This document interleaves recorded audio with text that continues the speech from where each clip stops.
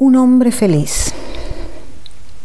En 1985, gracias a 2 ejercicios contables cerrados en positivo, el Banco Social entró en un pequeño oasis de bonanza que le permitió abrir nuevas sucursales y tomar numerosos empleados a lo largo y a lo ancho del país.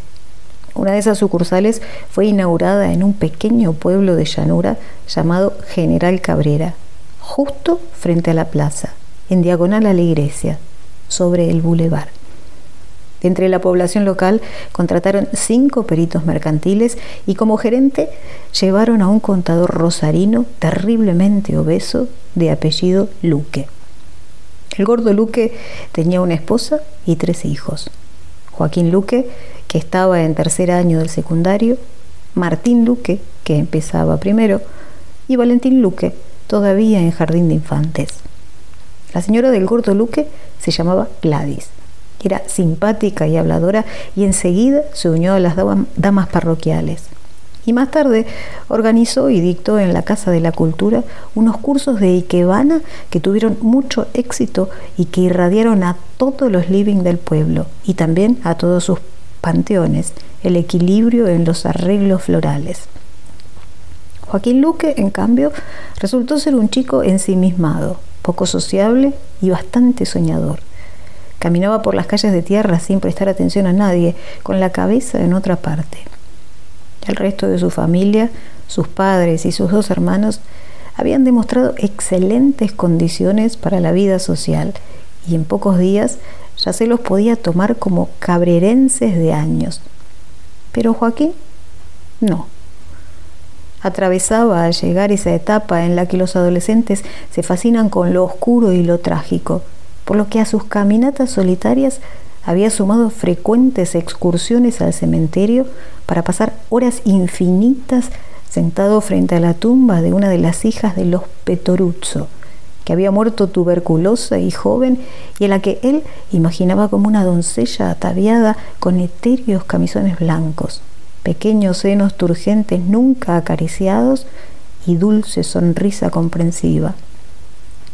El idilio terminó cuando la señora de Petoruzzo, horrorizada al encontrarse sábado a sábado al hijo del gerente del banco acampando sobre los mármoles que ella iba a pulir, dio aviso a su marido y éste enfrentó al chico, látigo en mano.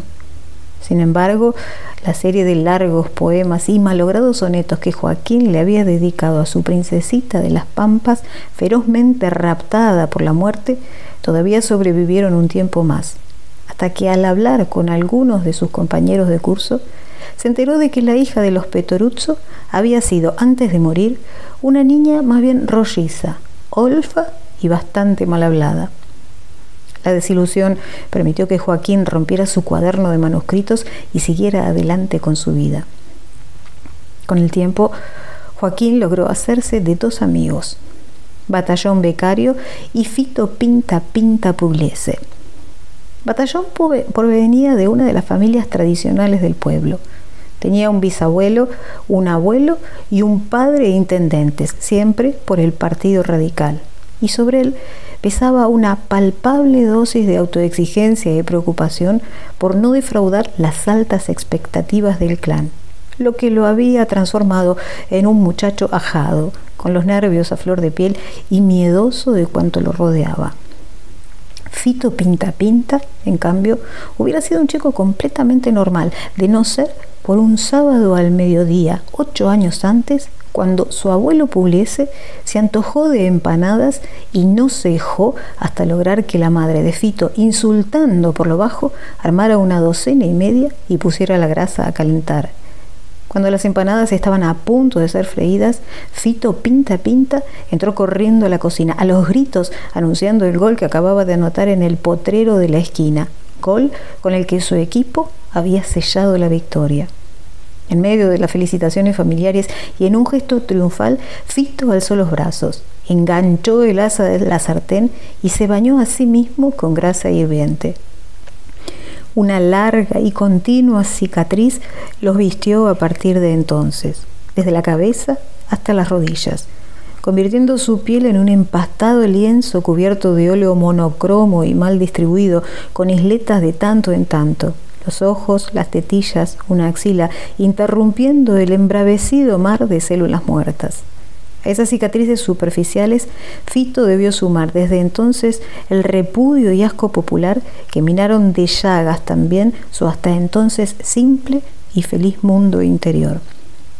Esos eran los dos amigos de Joaquín, un trío particular que, sin embargo, y a instancias del recién llegado, encontró un lugar de resistencia en medio de la desnudez de la llanura y las risas y cuchicheos: la literatura.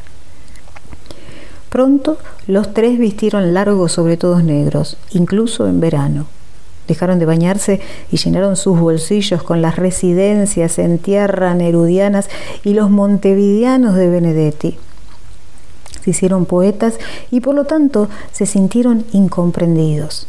Esto le valió el amor de Ana María Somale, la hija de la viuda Somale. Lo que comenzó como admiración a la distancia, pronto se convirtió en apasionada defensa y al poco tiempo en descarada entrega. De los tres, ella eligió para su iniciación a Joaquín. Lo arrastró una siesta de enero sin que Fito ni Batallón se enteraran a su tranquila cama pueblerina. Ninguno de los dos supo muy bien qué hacer. A él le sorprendió la humedad de ella y a ella la timidez de Joaquín. Y sin embargo, de ese acto apresurado, culposo y poco o mal logrado, quedaron huellas que a los 4 meses se convirtieron en visibles pisadas. El embarazo significó el fin de la amistad. Sintiéndose traicionados, Fito y Batallón se alejaron del futuro padre y también de los largos sobretodos y los malos versos con errores de ortografía. Fito se hizo verdulero y Batallón consiguió que su progenitor le pagara unas vacaciones para recorrer Florida. Conoció a un musculoso y tostado homosexual de Miami Beach al que deslumbró con sus historias de Far West inventadas y argentinas. Se emparejó con él y desde entonces recorren el Golfo de México a bordo de un crucero lleno de jubilados de Queens y New Jersey que se pasan las horas en el salón de las máquinas tragamonedas y los escuchan interpretar malos covers de cantautores tropicales. En el pueblo nunca más se volvió a mencionar su nombre. Joaquín, mientras tanto, sufrió el par de azotes que le propinó la mano pesada del gordo Luque y una cachetada certera de la madre de Ana María. La viuda de Somale y el gerente del Banco Social decidieron que la criatura debía nacer, que no servía de nada obligar a los chicos a casarse, que Joaquín reconocería y daría apellido a su hijo y que comenzaría a trabajar para pasarle a los Somale una manutención semanal. El día siguiente, Joaquín se puso una camisa celeste y una corbata a rayas que tomó prestada del ropero de su padre y pasó a formar parte del plantel de contratados del Banco Social, sucursal General Cabrera. Antes de que pasara un mes, intentó suicidarse y fracasó sin que nadie se enterara. A los 3 meses, se dejó atropellar por un camión cargado de novillo solando argentino, sin conseguir más que 2 costillas fisuradas y la quebradura de un brazo. 2 semanas antes de que naciera el bebé, tomó veneno para ratas, por lo que aunque desde hacía un tiempo ya no se hablaban más que para ladrearse, la noche en que Joaquín por fin fue padre, él y Ana María estuvieron internados en camas contiguas, en la única habitación disponible de la Clínica Mayo. Ver esa pequeñez rosada que Ana María le tendió por unos instantes hundió más a Joaquín en la desesperación en la que ya casi naufragaba. Esperó que Ana María se durmiera y huyó de la clínica y del pueblo. Un hijo era demasiada carga para él. Se fue en busca de un lugar lejano donde nadie lo conociera y donde pudiera olvidar. Ermitaño recolectó semillas del bosque, armó pulseras y collares que vendió a los turistas y sobrevivió en la más terrible soledad. Durmió a la vera de caminos, conoció el hambre, la desolación y la desidia. Se unió a una banda de hippies posmodernos que viajaban al norte en busca de una poderosa droga que 2 indios bolivianos comercializaban en la frontera y que nunca llegaron a saber si era mito, habladuría o realidad. Se perdió en los basurales de una ciudad inmensa. Vivió días enteros sin recordar cuál era su nombre ni por qué portaba un ramo de lirios mustios entre las manos. Pidió limosna. Actuó como guitarrista en un grupo folclórico y con ellos ganó algo de dinero y de autoestima. Fue en esa época cuando el gordo Luque murió. 2 ataques al corazón consecutivos, la madrugada de un sábado, después de un asado con los muchachos del taller mecánico, dieron cuenta de él. Lo encontraron cubierto de escarcha a la mañana siguiente, tirado en una de las veredas de la plaza, por la que volvía seguramente caminando ahito y plácido a su hogar. Avisaron a la policía y ésta se empeñó, pero no logró ubicar a Joaquín hasta mucho después del entierro. Igual él volvió a Cabrera con barba larga y seguido por un perro flaco que en principio no le dejaron subir al colectivo y por el que tuvo que pagar un pasaje extra y resignarse a no comer hasta llegar a la casa paterna, pues el dinero que su madre le había girado era apenas el justo y necesario. El perro se llamaba Cachilo y Joaquín lo había encontrado en las cercanías de Tartagal. Ambos se instalaron en su antigua habitación de adolescente y durmieron casi 12 horas de corrido antes de salir al living y saludar. Antes de morir, y siguiendo un impulso que se reveló profético, el gordo Luque había comprado en el cementerio de Cabrera el panteón que había sido de los Bermini y que en plena decadencia familiar los herederos revendieron a buen precio. Al día siguiente, Joaquín fue con su madre a conocerlo. Con calas erguidas y ramas de espinillos florecidos, la ayudó a llenar estética y orientalmente los búcaros sobre el altar y se quedó solo y en silencio cuando su madre se retiró y lo dejó sentado en medio del panteón oloroso a encierro, flores viejas y drenaje, frente al cajón de su padre y con Cachilo durmiendo a su lado al pie de la silla.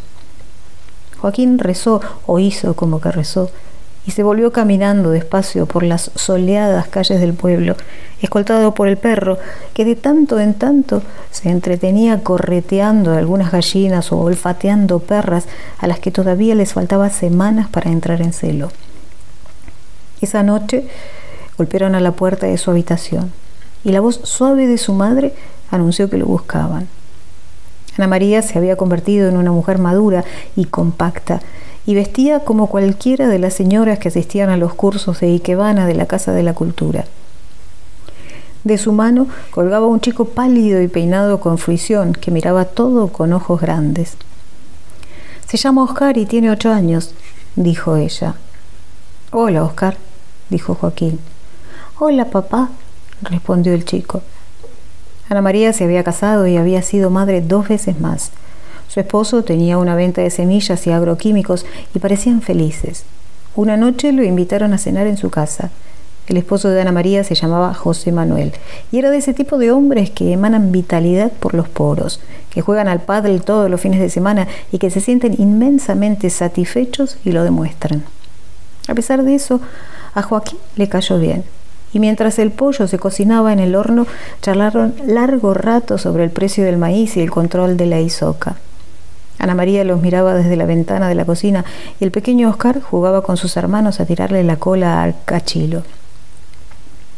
Ana María sacó 3 álbumes de foto y le mostró a Joaquín imágenes de unas vacaciones en el mar y de cada uno de los cumpleaños del pequeño Oscar. Los banderines y la decoración de la torta se repetían en la de 1 y en la de los 2 años, pero a partir del tercero eran cada vez más lindos y más costosos. Después, Ana María acostó a los chicos y Joaquín y José Manuel tomaron café sentados en el living. Joaquín pasó unos días más en General Cabrera y se volvió a marchar convencido de que su hijo estaba sano, tenía inteligencia y no padecía problemas mayores. Con la plata de la herencia, construyó una serie de cabañas en lo más alto de las sierras, en un valle precioso y rodeado de pinares que había descubierto durante sus días errantes, y decidió organizar allí definitivamente su vida. El negocio funcionaba. Los turistas llegaban desesperados desde las grandes ciudades buscando paz, tranquilidad y silencio. Todos los días Joaquín amasaba pan casero y se lo servía tibio con el desayuno. Preparaba grandes ollas de dulce y se aseguraba de que los pájaros poblaran los árboles que rodeaban las cabañas y de que Cachilo no ladrara. No hablaba mucho, atendía a la gente y cobraba lo justo. Poco a poco fue juntando dinero, construyendo más cabañas y reinando sobre ellas como un padre anciano reina sobre su tribu. Los atardeceres solían encontrarlo sentado sobre un peñasco, el perro dormido a su lado, la vista sobrevolando los 7 tejados rojos que eran todo su capital, las manos ocupadas en tallar un pequeño trozo de madera. Desde alguna de las cabañas subía por entre los pinos un humo tenue de carbón mal quemado y el olor a asado envolvía y acariciaba a Joaquín, llenándole los pulmones. Oscar de a poco se convertía en un chico sensible, perspicaz y alegre. Se visitaban de tanto en tanto, pero sobre todo se comunicaban con largas cartas manuscritas que cada uno redactaba con mucho cuidado, eligiendo las frases, atendiendo a cada adjetivo y a cada adverbio como si fueran un regalo. Intercambiaban 1 o 2 por mes. Oscar le contaba sus cosas. Estaba por terminar el secundario. Amaba a una chica, leía a Neruda y a Benedetti. No le gustaba jugar al fútbol. A la vuelta de correo, Joaquín le recomendaba lecturas. Incluía hojas secas de fresno y arce entre los pliegos del papel y bocetos a mano alzada de truchas corcoveando sobre el aire del arroyo grande o de la vista de las cabañas en el valle. Se aproximaba el verano y para una de las cabañas Joaquín todavía no había encontrado inquilinos. Pensó entonces que no era mala idea invitar a José Manuel y Ana María a pasar unos días en las sierras. Oscar vendría con ellos y también sus 2 hermanos. Todos estaban dispuestos a disfrutar unas felices vacaciones juntos. Llegarían el sábado al mediodía. Joaquín los esperaría con el almuerzo en la mesa. Salieron de Cabrera temprano, con el baúl del auto y el portaequipajes cargado de valijas. José Manuel manejaba y Ana María a su lado cebaba mates mientras sus hijos, 3 muchachos de entre 12 y 17 años, dormían en el asiento de atrás. Los 2 más grandes, la noche anterior, habían salido a bailar y se subieron al auto sin siquiera cambiarse la ropa, que todavía estaba impregnada de humo de cigarrillo y fermento de cerveza. Ana María escuchaba la radio de los diferentes pueblos. Cuando la frecuencia se perdía, giraba el dial y buscaba otra. En la ruta había poco tránsito y la mañana parecía gloriosa. De pronto vieron al Renault 12 que iba delante de ellos detenerse en la banquina. José Manuel disminuyó la velocidad y 20 metros antes de llegar a él, el Renault 12 explotó y se convirtió en una gran bola de fuego. Un hombre abrió la puerta incendiada y salió corriendo, sus ropas embebidas en llamas anaranjadas. El hombre atravesó la ruta agitando los brazos, tratando de desprenderse del fuego. Obnubilado por el fulgor y la sorpresa, José Manuel no atinó a frenar y lo atropelló. Sintieron cómo los huesos rozaban la panza del auto. El cuerpo pasó bajo las ruedas y Oscar y sus hermanos en el asiento trasero despertaron por el salto. José Manuel frenó 30 metros más adelante. Todos se bajaron y corrieron hacia el hombre en llamas. Hacía calor. El hombre estaba inmóvil. En la banquina el auto seguía ardiendo. Brotaba de él una columna de humo negro y pesado. Estallaron los vidrios de las ventanillas y por unos segundos pudieron oír en el interior del Renault 12 el llanto de un bebé. Después se hizo silencio en medio del campo celeste y solo se oyó el croar de unos sapos en los charcos junto al alambrado y el crepitar del fuego que se apagaba. El hombre muerto resultó ser un pastor protestante que había emigrado de Norteamérica a principios de los años 70 y se había hecho cargo de los feligreses de su religión en la Argentina. Viajaba frecuentemente por las rutas del país y por lo que se sabía no tenía esposas ni hijos. El bebé carbonizado fue una intriga durante algunos días, hasta que supieron de 2 alpinistas de Iowa que, dispuestos a ascender a la Concagua, confiaron su pequeño hijo al sacerdote y que no se enteraron de la tragedia hasta su descenso de las cumbres heladas una semana más tarde. José Manuel fue en principio encontrado culpable y pasó unos días en la cárcel, pero su abogado logró justificar la sorpresa y el resto de la familia atestiguó la falta de dolo. Ana María tuvo una crisis nerviosa de la que no se recuperó en mucho tiempo.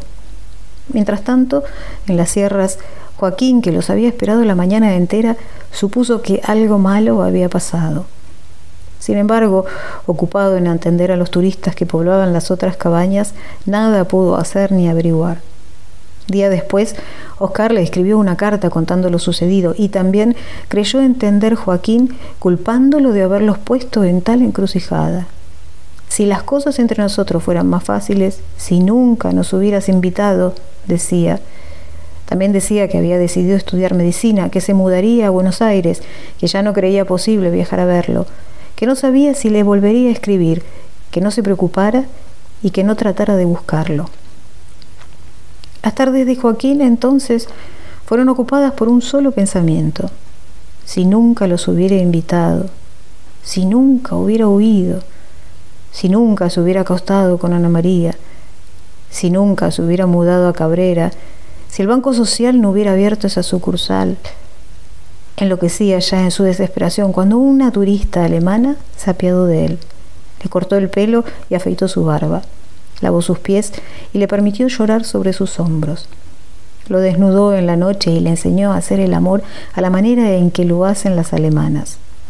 Un poco brusco, pero lento y lleno de afecto, como una gran madre o una institutriz comprensiva que lava y cura las heridas.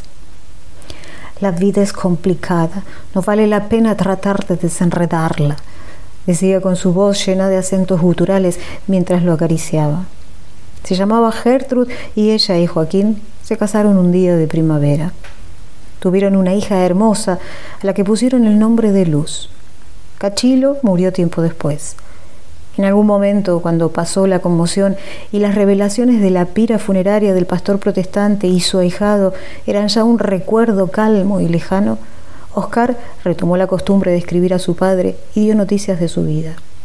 Estudiaba, haría la especialización en psiquiatría, tenía una novia artista que pintaba obsesivamente su retrato. Las cartas llegaban todos los meses, primero lacónicas y distantes, y después, mientras la corriente de cariño entre padre e hijo se reencauzaba y crecía, mucho más largas, con letra apretada y ansiosa por compartir lo vivido, con muchos signos de exclamación y a veces acompañadas por fotografías o postales o recortes de diarios o boletos de colectivo Capicúas. Joaquín las leía sentado en su banco de madera, pasando lentamente las hojas y deteniéndose en los puntos y aparte para posar la vista en el pinar, las cabañas y la pequeña luz jugando en el bosque. Junto a él, Gertrud pelaba chauchas o descarozaba ciruelas para hacer dulce. Joaquín miraba entonces hacia atrás y recordaba. Todo tenía ahora sentido. Estaba en paz. Era un hombre feliz. Federico Falco.